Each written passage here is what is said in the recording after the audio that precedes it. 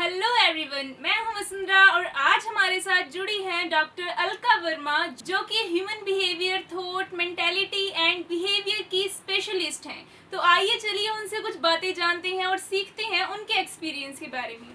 तो मैम, सबसे पहले आपका यस टीवी में बहुत बहुत स्वागत है। थैंक यू वसुंधरा जी।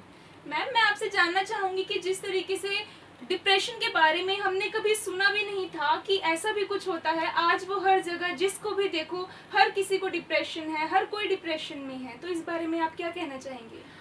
वसुंधरा, सबसे पहले तो मैं सबको ये बताना चाहूँगी कि एक्चुअली डिप्रेशन वर्ड को कोई क्लैरिफाई करता ही नहीं है। डिप्रेशन होता क्या है, मतलब नॉर्मली इंसान डिप्रेशन में नहीं जाता। डिप्रेशन का मीनिंग ये है कि एक इंसान जब एक जो आपको एंटरटेन करती हैं चीज़ें जैसे मोबाइल, टीवी या अच्छा खाना पीना, इन चीज़ों से जब वो दूर हो जाता है, एकदम से सुन्न हो जाता है, उसको किसी चीज़ में इंटरेस्ट नहीं रहता, तब वो डिप्रेशन में होता है।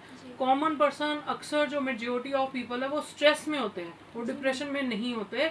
स्ट्रेस का लेवल जब बहुत ज़्यादा बढ़ जाता है तब डिप्रेशन एक बीमारी है, तब लोग उस डिप्रेशन में जाते हैं। और डिप्रेशन में जाने के रीजंस बहुत हैं, स्ट्रेस में जाने के बहुत सारे रीजंस हैं। जैसे वसुंधरा, आप लोग समझते होंगे कि हर इंसान की एक अलग मानसिकता होती है, हर चीज़ अलग होती है कि आप एक जो सामने चीज़ है उसको देखने का पॉइंट ऑफ व्यू सबका अलग अलग होता है। तो जैसे जैसे आपका पॉइंट ऑफ व्यू है, जैसे जैसे आपकी मेंटेलिटी डेवलप हुई है, वैसे ही आप चीज़ों को लेते हो और वैसे ही रिएक्ट करते हो। तो इसीलिए जब चीज़ें आपको अंडरस्टैंड नहीं होती, आप चीज़ों से डील नहीं कर पाते, तो आप स्ट्रेस में, तनाव में चले जाते हो। तनाव का जब लेवल बहुत ज़्यादा बढ़ जाता है तो एक बीमारी है जिसमें डिप्रेशन एक स्लो पॉइजन है, जिसमें आपकी धीरे धीरे मौत होती जाती है। उसमें मेडिकली भी आपको कुछ नहीं आएगा कि इसको क्या प्रॉब्लम है क्या नहीं है। तो वो डिप्रेशन के अलग ही सिम्टम्स होते हैं। तो स्ट्रेस में जो जाने का सबसे बड़ा रीज़न है आपको अपनी मानसिकता का पता ना होना। इवन पूरे वर्ल्ड में ऐसे बहुत कम लोग होंगे कि जो अपने बारे में, अपने बिहेवियर के बारे में अंडरस्टैंड करते हैं कि उनके दिमाग में क्या चल रहा है। क्योंकि जो हम सोचते हैं, जो हम फील करते हैं, वही हम रिएक्ट करते हैं, और जैसे ही हम रिएक्ट करेंगे सामने वाला का एक्शन भी वैसा होगा। तो मैम, हम अब बड़े लोगों का जो मैच्योर है उनका तो समझ में आता है कि लाइफ में बहुत सी प्रॉब्लम्स हो जाती हैं, जॉब को लेके, पर्सनल लाइफ को लेके, लेकिन आजकल देखा जाए तो छोटे से छोटा बच्चा भी स्ट्रेस में है। तो इस पर मैम आप क्या अपने व्यूज रखेंगे? देखिए वसुंधरा जी, कि अगर आप कहती हैं कि बड़े लोगों का जो स्ट्रेस है वो स्ट्रेस माना जाता है, छोटे बच्चों का स्ट्रेस नहीं माना जाता, इसमें मैं आपसे, मतलब आपको शायद इस चीज़ का पता ही नहीं है, पता भी नहीं होगा, एग्री करना भी नहीं चाहती। क्योंकि आपको पता है कि जो बचपना होता है, जब हम टीन एज में जाते हैं, जब एक बच्चा पैदा होता है तो उसके साथ एक ब्रेन भी पैदा होता है, एक सोच पैदा होती है। उसकी सोच को एजुकेट नहीं किया जाता। वो फिजिकली तो डेवलप करता है, लेकिन जब वो 8th 10th में जाता है, टीन एज में जाता है, तो उसकी बॉडी में चेंजेस होते हैं। तो चेंजेस होने के साथ उसके दिमाग में भी बहुत सारे चेंजेस होते हैं कि ऐसा क्यों हो रहा है, ये क्या है, मतलब मेरे बॉडी पार्ट्स क्यों ग्रो कर रहे हैं, सामने वाला मुझे अच्छा क्यों लगने लग गया है। ये चीज़ों में जब वो उलझ जाता है और उसकी चीज़ें कोई समझ नहीं पाता, तो वो स्ट्रेस में आता है, तनाव में आता है।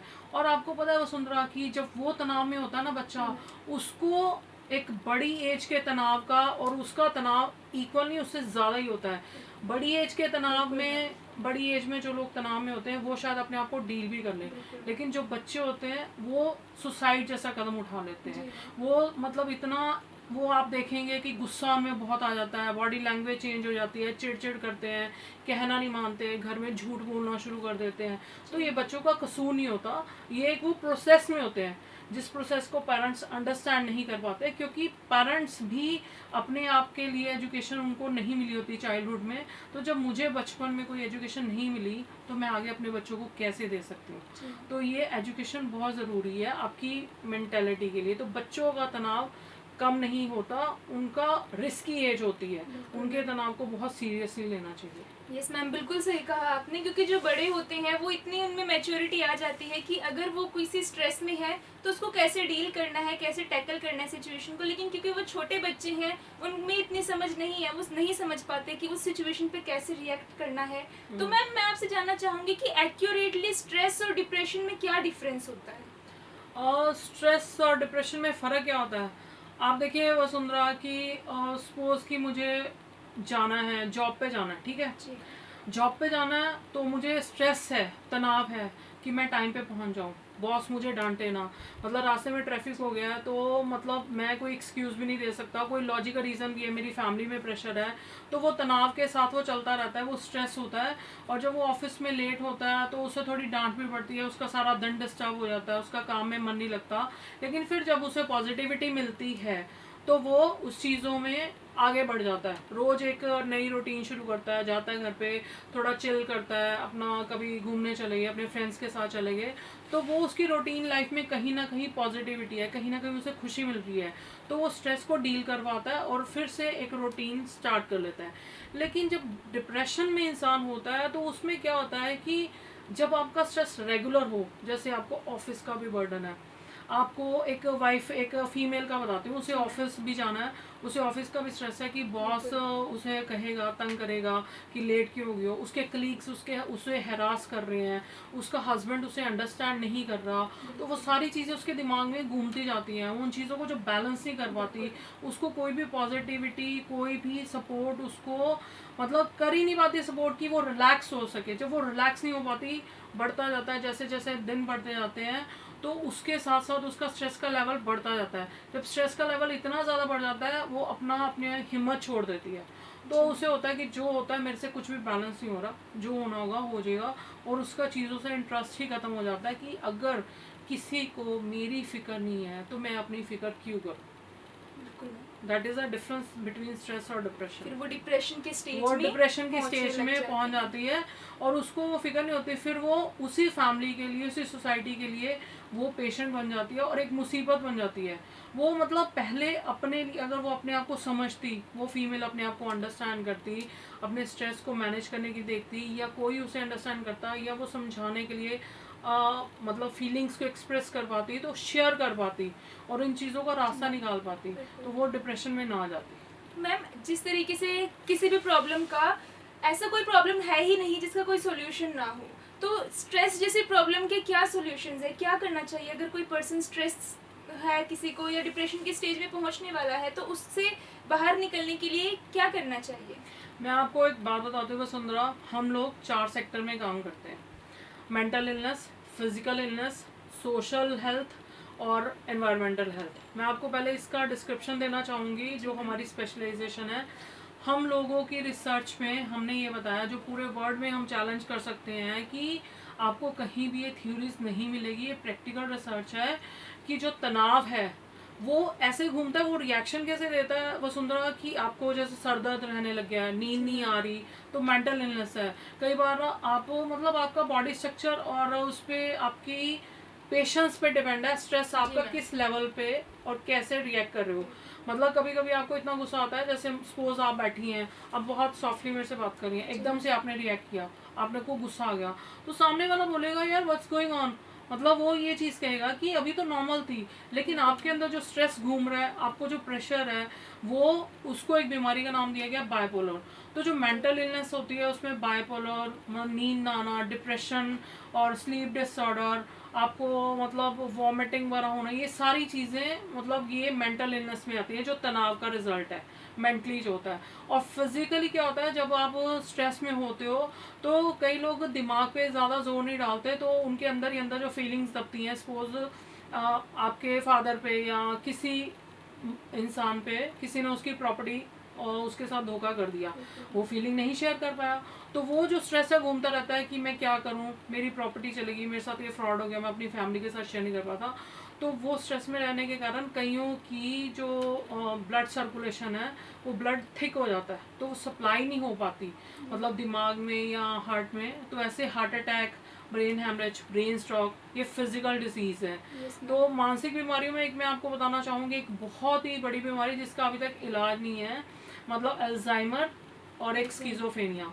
अल्जाइमर में क्या है कि जो यंग एज में हमारी जो बॉडी और ब्रेन की कनेक्टिविटी खत्म होने लग जाती है। जैसे हम लोग इतने स्ट्रेस में रहते हैं, रात को ठंड लग रही है तो मुझे याद ही नहीं मेरी बॉडी को ठंड लग रही है, मुझे उठा के कंबल लेना है, तो कनेक्टिविटी जैसे जैसे बढ़ती जाती है तो ये भूलने की बीमारी और बढ़ जाती है, तो लेटर एज में, ओल्ड एज में ये अल्जाइमर का रूप ले लेती है, जिसका ट्रीटमेंट नहीं हो पाता। और दूसरा स्किज़ोफ्रेनिया वर्ड की बहुत बड़ी एक मानसिक बीमारी है जिसका ट्रीटमेंट अभी तक नहीं मिला। स्किज़ोफ्रेनिया में ये होता है कि आपका मन टूट जाता है, मतलब मैं आपको सारे तनाव के रिजल्ट बता रही हूँ, स्ट्रेस के रिजल्ट्स क्या होते हैं।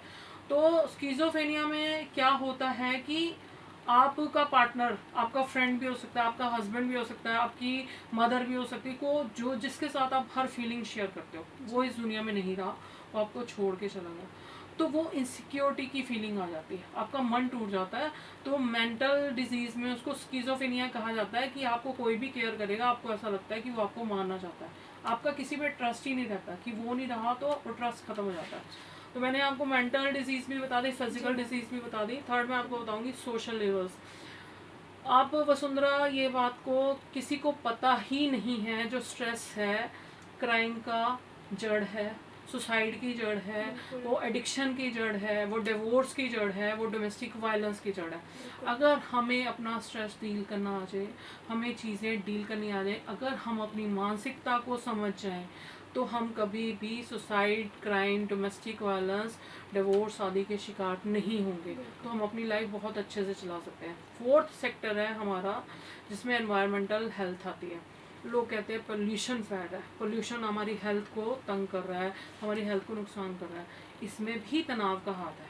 आप ये देखिए कि आप अगर परेशान हैं, आपको स्ट्रेस रहता है 24 घंटे, आप अपनी एक्टिवा लेके गई हैं, मतलब उसको आपको सर्विस करवाना ध्यान ही नहीं, आप अपनी लाइफ में स्ट्रेस में इतनी बिजी हो, आपको होश ही नहीं, अपने रिलेशन की वजह से आप किसी वजह से परेशान हो, आपकी गाड़ी को आपने पूरा सर्विस नहीं करवाया, वो धुआं आपके पूरी आप 10 लोगों में फैलाओगी, पोल्यूशन होगा। अगर आप सिग्नल पे हो, आप में पेशेंस नहीं है, आप हॉर्न पे हॉर्न दे रही हो, दैट इज नॉइज पोल्यूशन। तो ये स्ट्रेस 4 सेक्टर में ऐसे इफेक्ट करता है, मेंटली, फिजिकली, सोशल हेल्थ पे और एनवायरमेंटल हेल्थ पे। तो ये 4 तरह स्ट्रेस से मतलब इंसान इसकी गिरफ्त से बच ही नहीं सकता, वो सिर्फ एक ही तरीके से बच सकता है, अगर आप अपनी सोच को, अपनी साइकोलॉजी को समझना शुरू करो, या हमारी जो गवर्नमेंट है या एक ऐसा एजुकेशन सिस्टम चलाए कि जब बच्चा टीन एज में होता है, वो 6-7 में होता है, तो ABC के साथ साथ उसे ऐसी एजुकेशन प्रोवाइड की जाए, उसकी सेंसेस को। क्योंकि क्या होता है वसुंधरा कि जब वो बच्चा बड़ा होता है ना, तो उसे नहीं पता होता कि वो आपकी माँ है या बाप है, आप उनको बताते हो कि ये आपकी बहन है, ये आपके माँ बाप, उसको थोड़ा पैदा होता है पता है ये है, स्कूल में ये आपका स्कूल है। तो हम उसकी आँख, कान, नाक, जो उसकी सेंसेस, हमारी 5 सेंसेस, हम एजुकेट करते हैं बेटा ये चीज़ें हैं। तो अगर उसके साथ साथ वो जब बड़ा होता है, फिजिकली ग्रो करता है, उसको हम ये एजुकेट करें कि बेटा सामने वाले की आंखें पढ़नी शुरू करो, सामने वाले की बॉडी लैंग्वेज देखना शुरू करो, सामने वाला क्या सोच रहा है पहले ये सोचो, तुम अपने आप को इमेजिन करके देखो, तुम यहाँ होते तो तुम क्या करते। तो ऐसे जब तुम ह्यूमन बिहेवियर को, इमोशंस को डील करना सीख जाओगे, पढ़ना सीख जाओगे, तो वो एजुकेशन आपको कंप्लीट करेगी, और आप कभी भी लाइफ में जो अप्स एंड डाउन्स आएंगे, ये कभी नहीं है कि लाइफ में अप्स एंड डाउन्स आते नहीं हैं, लेकिन जितने भी आएंगे उनको आप बहुत इजीली डील कर सकोगे।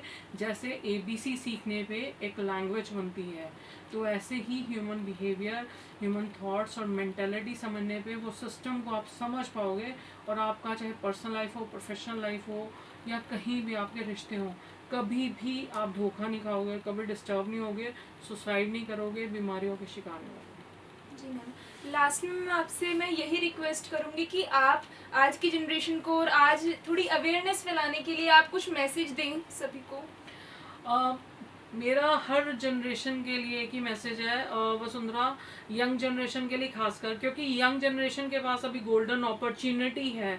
मैं जानती हूँ, क्योंकि जब इंसान टीन एज में होता है, यंग होता है, उसके अपने सपने होते हैं, अपनी दुनिया होती है, लेकिन कुछ चीज़ों में उसको अलर्ट रहना चाहिए, उसको अपनी मेंटेलिटी, मैं खासकर ये वर्ड बार बार यूज़ करूँगी, मेंटेलिटी, आपकी सोच क्या है, आप सोचते क्या हो, आपको दिन में 10 मिनट अपने आप को देने हैं कि आज सारा दिन आपने क्या किया, सामने वाले के एक्सप्रेशंस कैसे थे। जब मैं ऑफिस में गई, इंटरव्यू देने के लिए गई, तो मैं कैसे बैठी थी, सामने वाला कैसे बैठा था, उसके दिमाग में क्या चल रहा था, कुछ गलत तो नहीं था। जब मैं एक्टिवा चला रही थी, तो आपको मतलब सिर्फ आंखें नहीं, आपकी दिमाग की आंखें खुली होनी चाहिए कि आपकी सराउंडिंग में क्या हो रहा है। तो अगर हमारी यंग जनरेशन इन चीज़ों को समझ पाएगी, तो उनको अभी से एजुकेशन मिल जाएगी। अगर उनको कोई भी ज़रूरत लगे तो हमसे भी कांटेक्ट कर सकते हैं, क्योंकि हम लोगों की हेल्प करने में हमेशा तैयार है। क्योंकि हमें अपने देश को विश्व गुरु बनाना है, एक एजुकेशन दे के बच्चों को।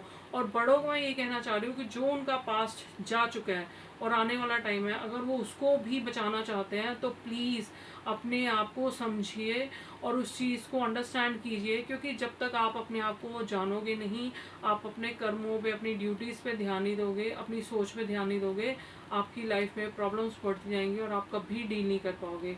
और आपको मैं खासकर ये एक बात ज़रूर कहना चाहूँगी कि आज नहीं तो कल, आज आप ये देखते हैं प्रोग्राम या नहीं देखते हैं या सुनते हैं, आज नहीं तो कल हर हाल में आपको इसी प्लेटफॉर्म पे आना पड़ेगा। Thank you so much ma'am, इतनी यूज़फुल एंड इतनी हेल्पफुल इन्फॉर्मेशन हमसे शेयर करने के लिए और यस टीवी के माध्यम से सभी को बताने के लिए। Thank you so much. Thank you so much Vasundhara ji कि आपके माध्यम से हम लोग लोगों की हेल्प कर सकते हैं, उसके लिए आपने हमें सपोर्ट किया। Thank you so much.